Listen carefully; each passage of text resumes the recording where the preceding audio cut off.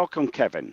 US new vehicle inventories have swung quickly into excess, and OEMs will require the 100-year-old retail distribution auto dealers to help clear out nearly $150 billion worth of inventory. How do you see this relationship between the OEMs and the retail distributors evolving?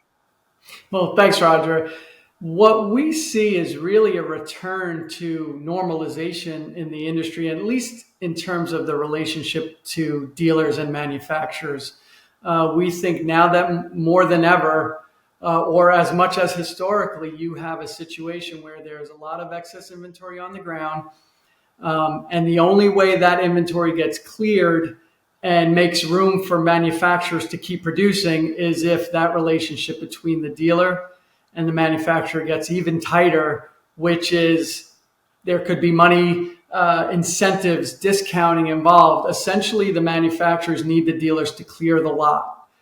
Selling directly isn't going to get there. You need to incentivize the dealer to sell and the consumer to buy, and that enables the factory to keep running, which is a critical point right now. We're coming out of the pandemic period where it was very easy to sell things because there wasn't a lot of inventory. Now, as that inventory backs up and prices are at record highs, it's critical that units move out of the retail channel to make room for the new production. And how will this impact foreign entrants and EV companies?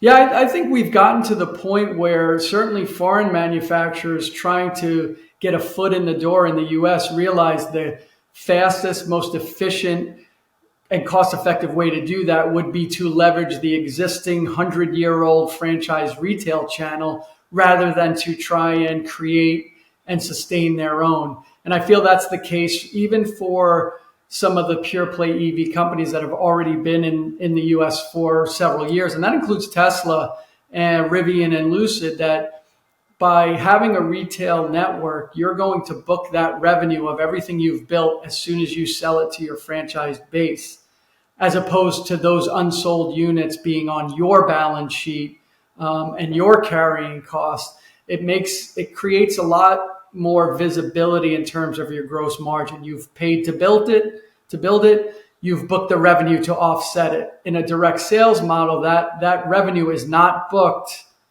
until you sell it to the consumer. So if you get into a period as we're in now in the US where demand starts to slow down a little bit and you don't sell all of your production, that's a big, big hit to you in terms of cash flow, in terms of gross margin. Thank you, Kevin.